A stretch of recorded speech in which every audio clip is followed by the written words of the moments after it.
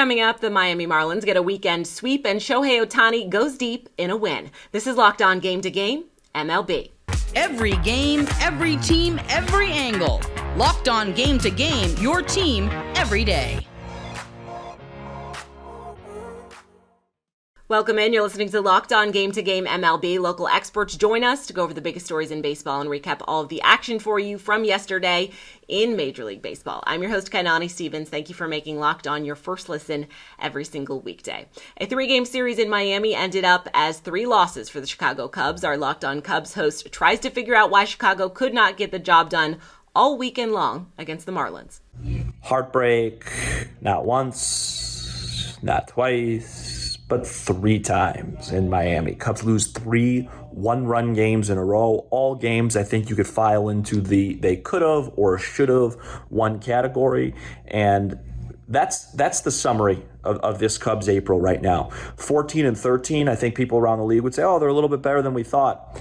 They should be 4, 5, 6 games better than they are. They have dropped countless close games and have really underachieved based on the production that they've got from their players. And the month of May is going to be about finding a way to win close games because, on Sunday's game, they had numerous opportunities to score. They couldn't. They walk guys late in games with their bullpen. Keegan Thompson's walk issues are an issue, but really it's a close game problem right now for the Cubs. They've not been able to win 50-50 close, tight games consistently, and it's frustrating. Chris Sale led the Red Sox to a big win over the Guardians in Fenway Park on Sunday. Our Locked On Guardians host tells us why Cleveland could not touch Boston's ace. Looked like the Guardians had a chance to finally win another series in the month of April before it closed out, but the Guardians wasted a good 5-inning performance from Logan Allen in his second start at Boston. 5 innings, 8 strikeouts, 2 runs allowed.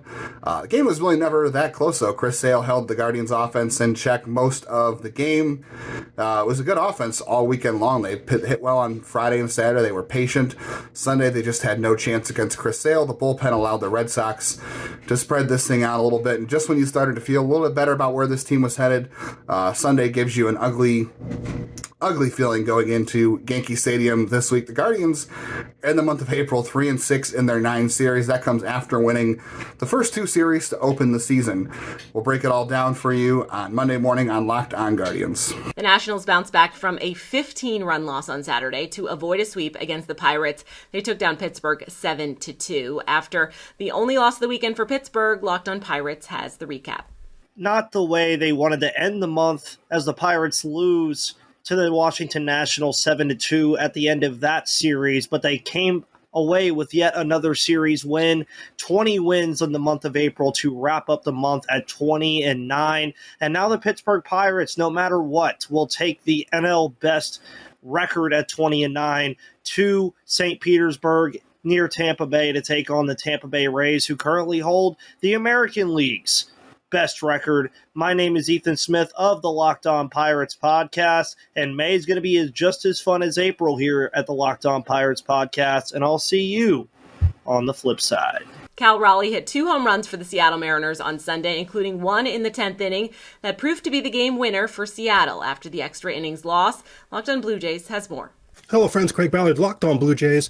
Oh, boy, Blue Jays. I mean, would you say they blew the finale? I guess you could say that. Certainly John Schneider with the bullpen decisions. I mean, my goodness, John Schneider continues to be a walking blunder with his bullpen decisions. I really thought that was what Don Mattingly was going to help with, these in-game decisions, in particular these bullpen decisions. John Schneider continues to be awful with his management of the bullpen late in games.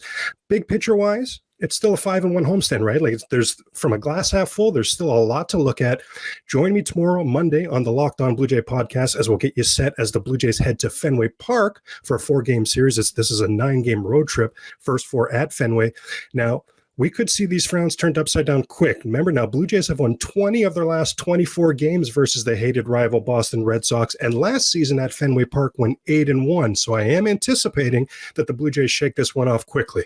Coming up, the White Sox finally snap their losing skid. This is Locked On Game to Game, MLB. Today's edition of Locked On Game to Game is brought to you by eBay Motors. A championship team is about each player being a perfect fit.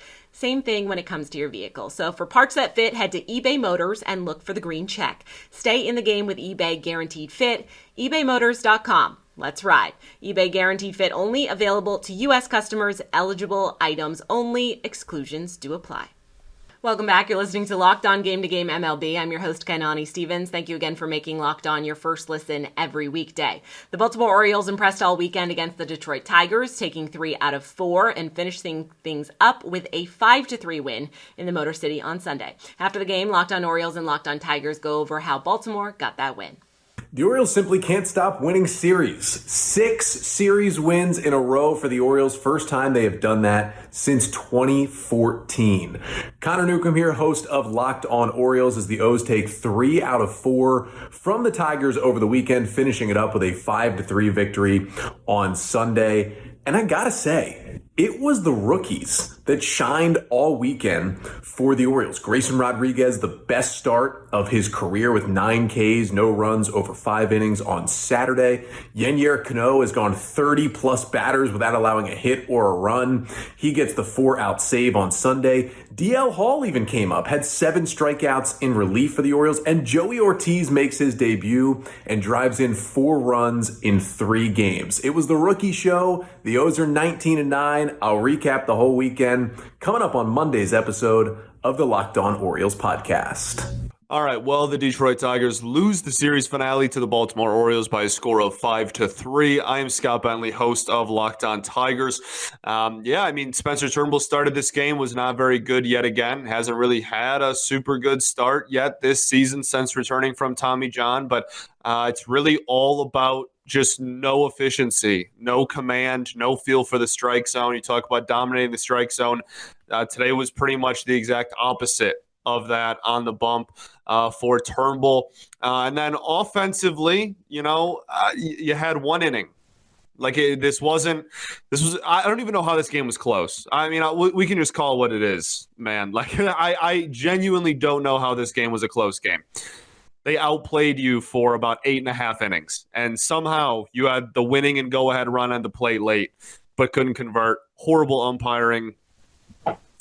Frustrating day. We'll talk about it tomorrow on Locked On Tigers. The Angels finished off their weekend series on a high note, beating the Brewers in a shutout, and a Shohei Ohtani home run put the icing on the cake. Locked On Angels tells you how LA finished off Milwaukee. Jose Suarez goes 5 scoreless innings. Ohtani hits a literal moonshot home run, and the Angels win this one against the Brewers, bouncing back after 2 difficult losses. They win on Sunday 3-0. What's going on, everybody? It's John Frisch, one half of Locked On Angels. The Halos finish up April 15-14, 1 game above 500. Look, been saying it all along. Some of the best teams in Angels history have come out of April in worse positions and in similar positions. I know the 2014 team was up 1 game above 500, so it's good that the Angels were able to do that this month as well. They need to get better against tough teams, and the kind of game they played against the Brewers on Sunday is exactly what they should be doing against tough teams. I know Friday was close. Sunday, they had to fight back, and it wasn't enough. But listen, we're going to talk about this entire Brewers series on Locked On Angels, wherever you get your podcasts and on YouTube. We hope you'll join us. The Minnesota Twins beat the Kansas City Royals thanks to Byron Buxton's 450-foot home run. Locked On Twins recaps the series that finished up in Minnesota. Mayday, mayday, check that. It's sunny gray day as the Twins ace finishes off a tremendous April in an 8-4 win with 6 innings of 1 run ball, 7 strikeouts, and 1 walk. The final tally for his month is a 0.77 ERA. There's strict and stiff competition between him, Garrett Cole, and a few others, but we'll see if he prevails as the American League Pitcher of the Month. Offense pretty much solely driven by Byron Buxton hitting a big 3-run homer in the 3rd inning off Brady Singer. The Twins ambush Singer with 7 runs in the 3rd after a single tally in the 2nd. And it was off to the races as the Twins hang on late to Juan Duran had to come in and get the final out. But ultimately, the Twins do just enough to take the series 3 of 4. They are now 6-1 against the Royals, headed into an off day on Monday. We'll catch you there on the other side. Twins White Sox. This is Locked On Twins. 6 of the White Sox's 10 losses in their latest losing streak came to the Tampa Bay Rays. So it was fitting that Chicago got at least a bit of revenge and snapped that streak against Tampa on Sunday. After Chicago walked off to salvage a win in the 4-game set, Locked On White Sox goes over what finally helped them end that losing streak. The Chicago White Sox beat the Tampa Bay Rays on Sunday afternoon 12-9. Hey, I'm Nick Morawski from Locked On White Sox. The Sox avoided a sweep and snapped a 10-game losing streak thanks to a walk-off home run by Andrew Vaughn. The Sox improved to 8-21. It was a roller coaster of a game during a roller coaster of a weekend during a nightmare of a season. The Sox have an off day on Monday. Welcome the Minnesota Twins to the South Side on Tuesday with Michael Kopech on the mound. For more, check out the Locked On White Sox podcast. Coming up, the Rangers and the Rockies put up big numbers on offense. This is Locked On Game to Game, MLB.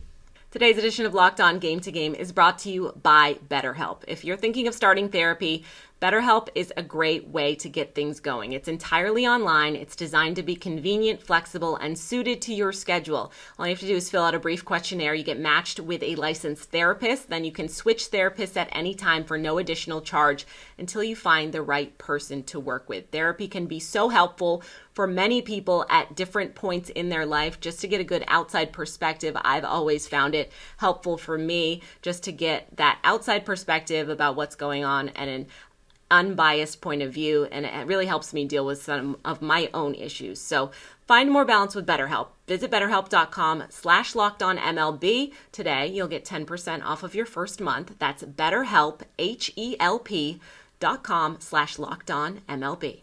Welcome back. You're listening to Locked On Game to Game MLB. Local experts join us to go over the biggest stories in baseball. I'm your host, Kainani Stevens. Thank you again for making Locked On your first listen every single weekday.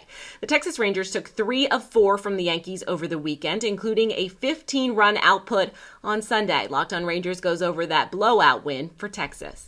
Now that is how you win a series and rebound from a terrible sweep at the hands of the Reds. Rangers finish off a series win in a 4-game series against the Yankees with a 15-1 win. I'm Bryce Patrick, host of the Locked On Rangers podcast. This was an absolutely dominant series from the Rangers. They lose the first one to Garrett Cole, and then the Rangers take 3 straight in emphatic fashion. They have Jacob deGrom go down, and then in comes Nathan Eovaldi with his complete game shutout on Sunday. The Rangers offense just was going from the get-go. Josh Young, grand slam, a huge day from Jonah Heim, 3 extra base hits from him. Martin Perez went 6 innings at just 1-run ball, and the Rangers offense was scoring so many runs that they couldn't send him back out there for the 7th inning. An amazing game for the Rangers, who really needed the series win. The Rockies put up a big number on offense on Sunday as well, scoring 12 runs in a win over the Diamondbacks. Locked On hosts from both teams have more after a big day for the Bats in Colorado. Rock on Rockies fans, Paulton here from the Locked On Rockies podcast. Well, after being outscored 20-5 and losing 7 straight home games, the Colorado Rockies bring out the offense and avoid the sweep and thump the Arizona Diamondbacks in the series finale 12-4. Things aren't looking great, though, as the pitching staff loses another pitcher, Noah Davis, going on the IL, as well as German Marquez. Another tough weekend for the Rockies, to be totally honest. But great to see the Rockies offense come alive. Clutch hits, consistent hits, really hard hit balls, as well as a long ball. That's what the Rockies got to do at home. That's when Coors Field becomes your strength instead of like I said, a 7-game losing streak. That's when Coors Field is a weakness for you. The fundamentals, though, still an issue for the Rockies. Lots of issues for the Rockies, but a win today gets them one closer to double digits on the season. We'll talk about it all on Locked On Rockies. D-backs might have dropped the series finale, but they still got the job done against the Colorado Rockies by taking 2 out of 3 games. Miller Thomas of Locked On Diamondbacks here. This was a great bounce-back series for the D-backs offense, who put up 24 runs across 3 games. Sunday's game didn't go as planned, with Ryan Nelson giving up 6 earned runs over 4 innings pitched, but we got to see the debut of Dominic Fletcher, who hit a double later in that game, looked really solid at the plate. Overall, the D-backs offense really looked good against the Colorado Rockies this weekend. Merrill Kelly had a great game 1. He had a decent start out of Tommy Henry in game 2. For the most part, the D-backs did what they need to do against the lowly Colorado Rockies. They took 2 out of 3 games, and now up next, you got to face and take down the Texas Rangers. The Padres and Giants finished their 2-game series in Mexico with a bang on Sunday. The Padres came back from behind in the 8th inning to beat the Giants. And our Locked On Padres host recaps the electric atmosphere in Mexico City. What a party in Mexico City that was. What's going on, everybody? Javier Reyes of the Locked On Padres podcast. The Padres sweep, and I use that phrase lightly, their 2-game series against the Giants, 6-4 today's win, and the 87 to 86 win yesterday, apparently. And it was a lot of fun. I think the Padres really, this is a nice way to close out April, finishing 15-14 for the month to start the season after offensive woes and just a whole lot of questions. I think even if these games were inflated by ballpark dimensions and the elevation and whatever you want to call it, right? Like, it's still cool that just mentally for some of these guys like Machado, who had a big game on Saturday, and Soto, who goes 2 for 4 with a walk in this one. Just kind of cool just to see them produce something offensively. And as for the pitching side of things, Joe Musgrove, who gave up 7 and 3 1/3, ignore it. Darvish, who gave up like the most home runs in a start since last September, I heard on the broadcast. Just throw it out. Just a good vibes, really fun series. And hopefully they can continue and keep the momentum going, get this offense woken up. But of course, guys, we're going to talk all about it on the podcast. So stay tuned for that tomorrow. And as always, stay faithful.